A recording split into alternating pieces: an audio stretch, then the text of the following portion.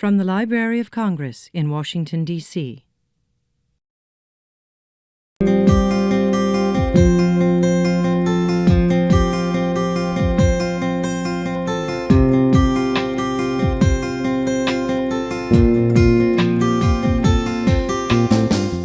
Hello, I'm Juan Felipe Herrera, U.S. Poet Laureate, and I'm here at the Library of Congress for Casa de Colores and in the Hispanic Division with curator Juan Manuel Perez. And he has brought out two famous books, which are really one book. One book, exactly. I wanted to bring you this to sort of illustrate the richness of the collections of the Library of Congress. These are two different editions of El Quixote. El Quixote was published in 1605 by Miguel de Cervantes Saavedra. It is considered the first modern novel. It has gone through many, many editions. There are only, in reality, only the Bible has had more editions than El Quixote. That's a lot of editions. Yes, and yeah, it's the only one. And we have editions in Japanese, Chinese, Russian, you name it, we have it. So to illustrate this, I have two different editions of the same book. He came out with a book in 1605, which we have. But then someone in Portugal pirated his work. And this is the pirated edition of the same year, 1605, that came out in Lisboa, in Portugal. And then after he knew what happened, after Cervantes knew what happened, he came out with another edition in Madrid that same year, which we also have. But this time, also with privilege with Portugal, for Portugal, so that no one could pirate his work again. So, so we have three 1605 editions. That's great. And as I said, we have editions in many, many different languages. We even have, as I said, Galician, Chinese, Japanese, Russian, etc. In Galician, in my own native language, that came out in the 1990s. Only about 100 copies were made. And the most recent edition of El Quixote, which is a treasure, is this one from 2012 in Quechua. And it was published in Peru. This is the most recent? This is the most recent edition of El Quixote. I can't believe it. And it happens to be in Quechua. That's a good thing. So we have very, very unique editions. For example, the Galician edition came in a reproduction trunk from the 16th century, from the 17th century. It is illustrated by the top Galician artists of the moment. And also, it has the peculiarity that those same illustrations come also life-size. The painters painted them life-size also. That's incredible. Which accompany the book. So, but obviously we could not bring everything here to show you. But this is just you know an example of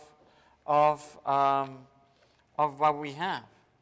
This is all in. And it's all in Quechua. This is all in Quechua. And it doesn't have a. And it's beautifully illustrated with Quechua paintings. That's right, with their interpretation of it. Exactly, the interpretation of the contents of the different chapters in the book. And it's just beautiful. It is. And it's one of the most recent treasures that we have. I didn't know that. I thought this was just another edition, but it's the most recent. This is the most recent edition we have. Oh, this is amazing. I love this. And it gets out throughout Central America, the Quechua.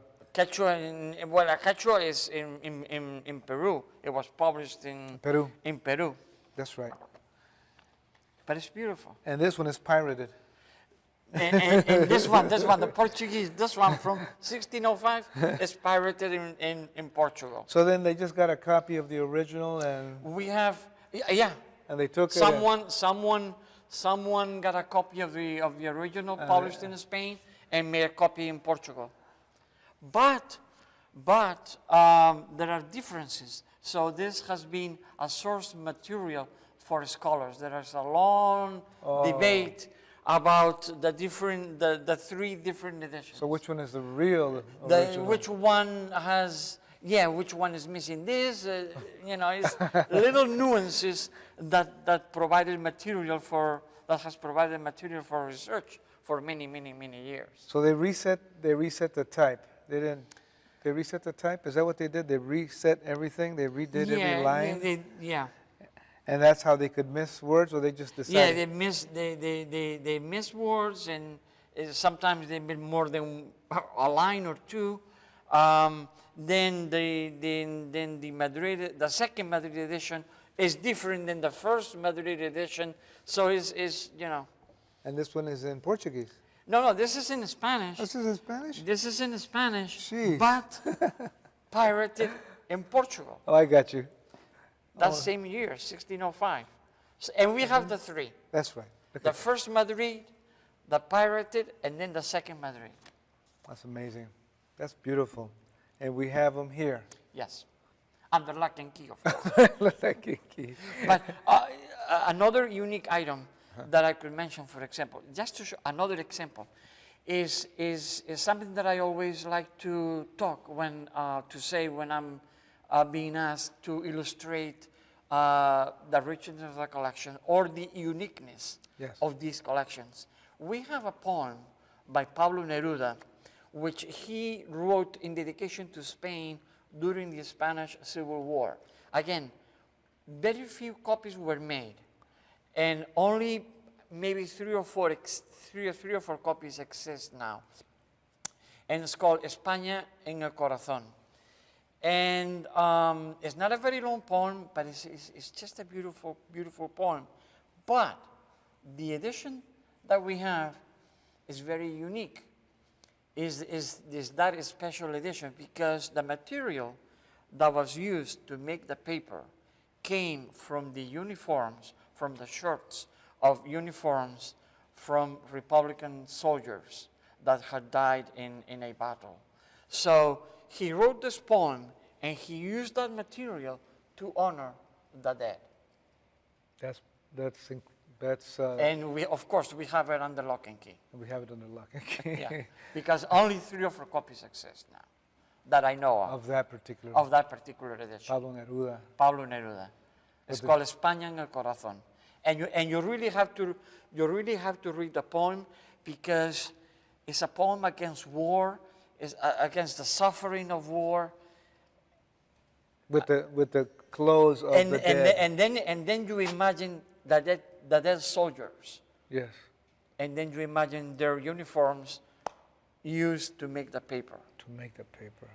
And then the poem on that paper, which is the uniforms, and somehow the uniforms and the body has come to life once again with the words of Neruda for that's right. We for need the people. poets, and we need poetry. And we need poets.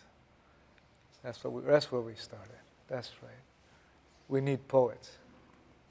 Thank you. Thank you so much. My pleasure. This has been a presentation of the Library of Congress. Visit us at loc.gov.